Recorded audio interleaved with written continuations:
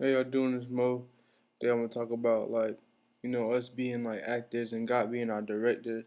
I was talking to God last night, and for some reason we have this little church thing coming up calling it At the Movies, and God was just speaking to me through it, and I was thinking how can we compare our situation with God to like actors and directors?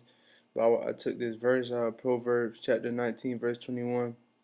Many are the plans in the mind of a man, but it is the purpose of the Lord that will stand.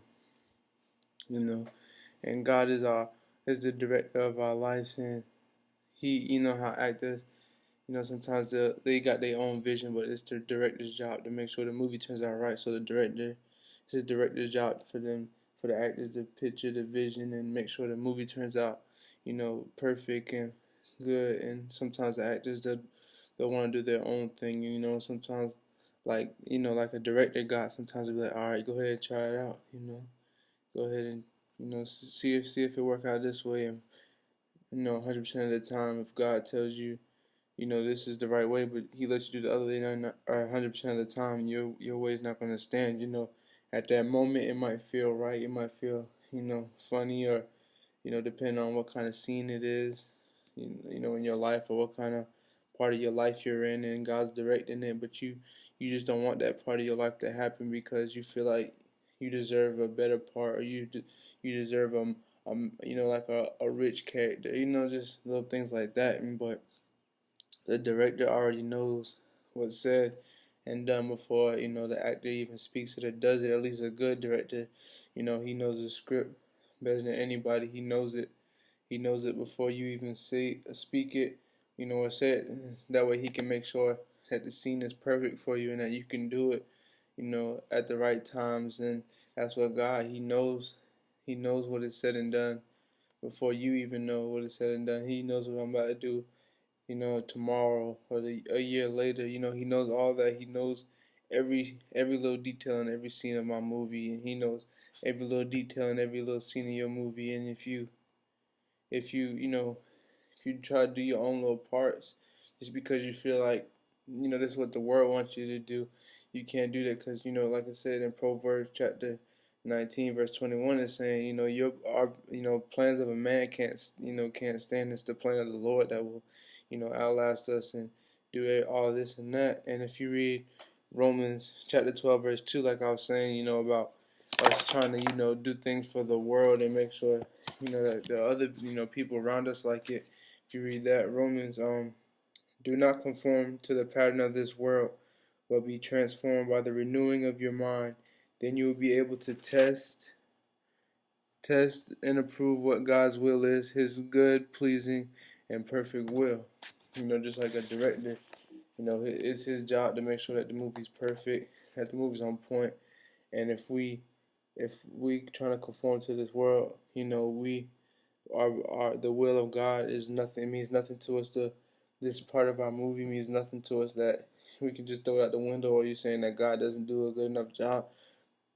Yeah, it might be stressful. The movie might be stressful, just like an actor. It's stressful. It's 24/7. You gotta do this and do that. But see, the good thing is about us is that God don't make no mistakes. So if He made you the perfect actor for your movie, just like you might sometimes feel like you mess up, but that was what's supposed to happen because God knew that was gonna happen. He was the director. He knew that was gonna happen before you even knew it was gonna happen. But see, you keep following His will, He gonna have a plan after that. Even though you might mess up right there, He gonna be like, you know what?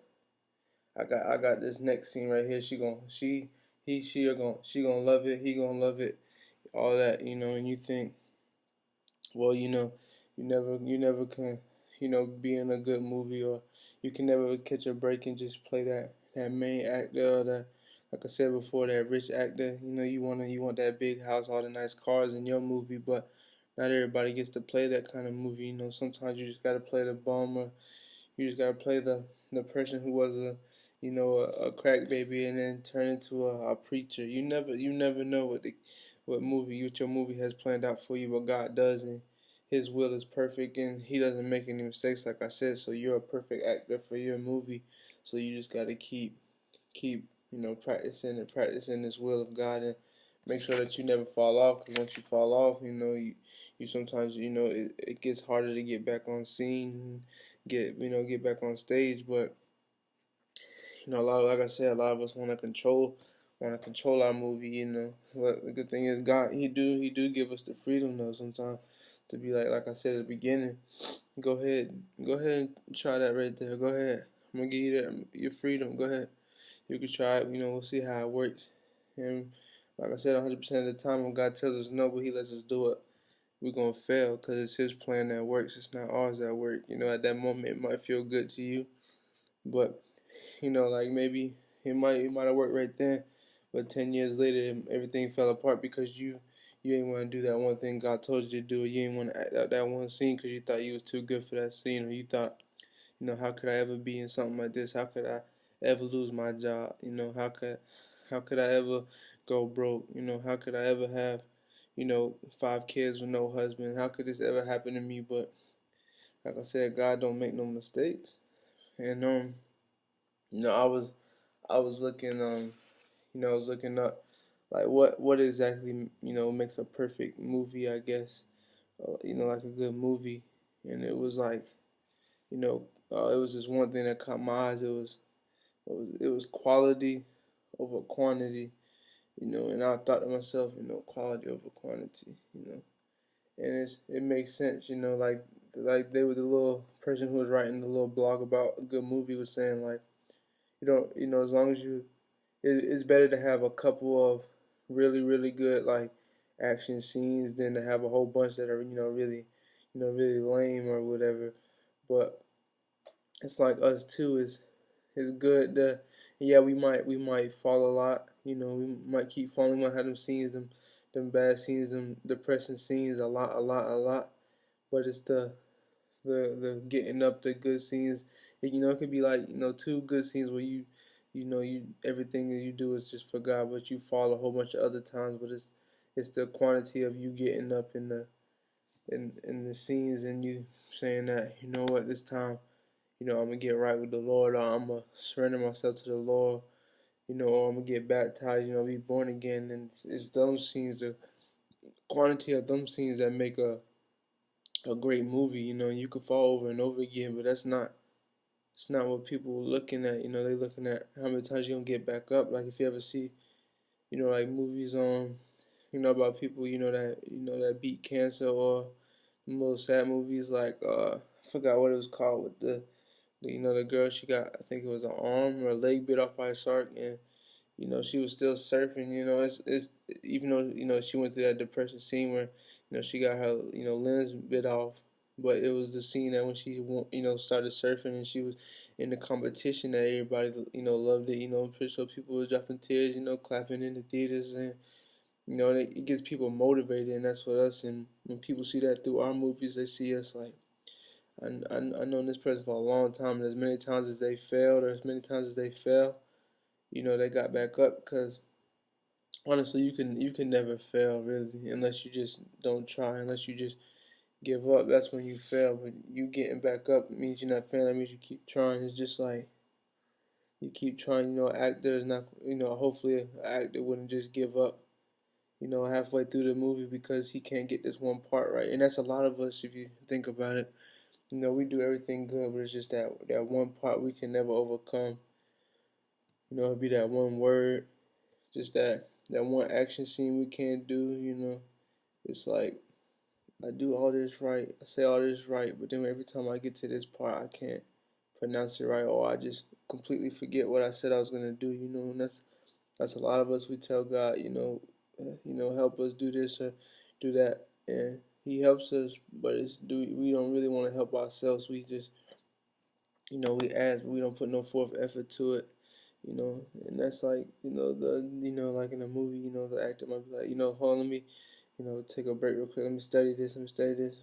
But they might not really be studying. They might just be in the back chilling. They hungry, so they eating, but they not really studying. That's like us. We ask God, let me do this. Like, give me, cut me some slack. It's my first go around, but it's not. It's usually the same thing, just a different time, and we always be like, Lord, please forgive me. Lord, please forgive me. And of course, He gonna forgive us, but it's like, all right, it's about time that we get past this part. It's 5 years. We still not past that part, and it's about that time where we just give ourselves to our director and be like, Lord, you can direct my life. Everything that you want to happen is going to happen. Your will is perfect, not mine.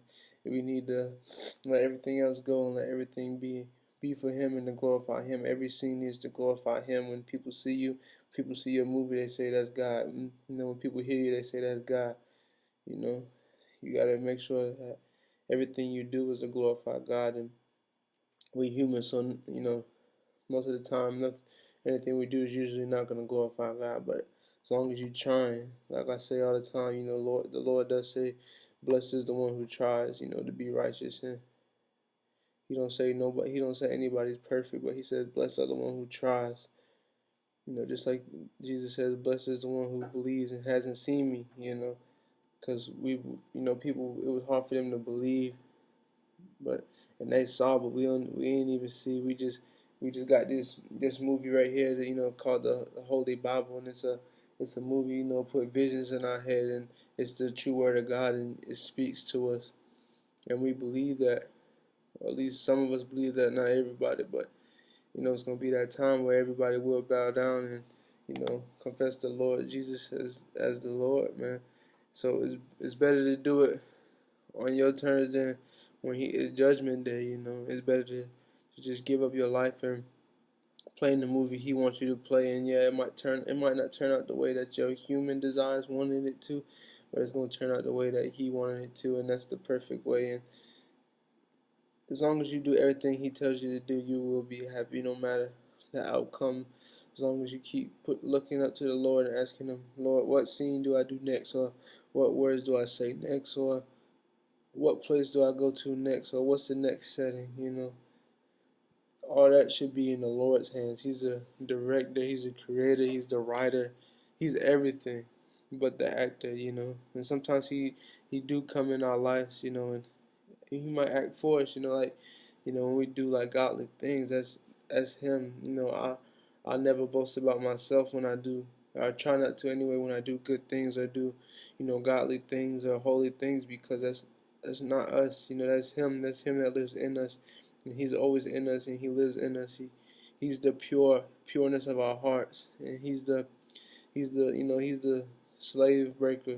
He cut our shackles off and said, run as far as you can from sin, and that's what we need to do. And our movie it has a lot of sin. It has a lot of them scenes where them rated R scenes where you gotta cover your kids' faces because that's just how life is. But at the end of the day, you wanna limit them rated R scenes. You wanna keep keep going down so that way everybody can see. That way 5-year-old kids can look at your movie and say that's God. Little kids saying that's God, and they know it's God because they see it. Sometimes it just the way you just say one thing and someone say that's a God. That's a God fearing man right there. Just one way, just one word that might change somebody's life. That invite you give to somebody to church, and it's more than just like this movie thing, or just any other like analogy you can give. It's more to that. It's a new life. It's a life after death, so that way you never die. And it's a gift that we were given for free. It's nothing that we can do to work for. You can do as many movies as you want. That doesn't mean your salvation gonna get any better, or you gonna lose it if you don't finish your movie. So just be grateful, man, that the Lord with you. He gave you a free gift for life. So, and that, you might not get paid for your movie that He put you in, but in reality, well, you might not think you get paid for it, but in reality, you are getting paid for it. You get that living in, you get to live with the Lord. Eventually when He comes back and on Judgment Day, we get to live with Him. So I just wanna, you know, so I try to just share as much as possible, and I'm not the smartest, or the best speaker like I always say, but it's good to at least try to spread the word a little bit, so you can help as many people as possible, and I can try to relate to as many people as possible, man. So thank y'all for listening. God bless.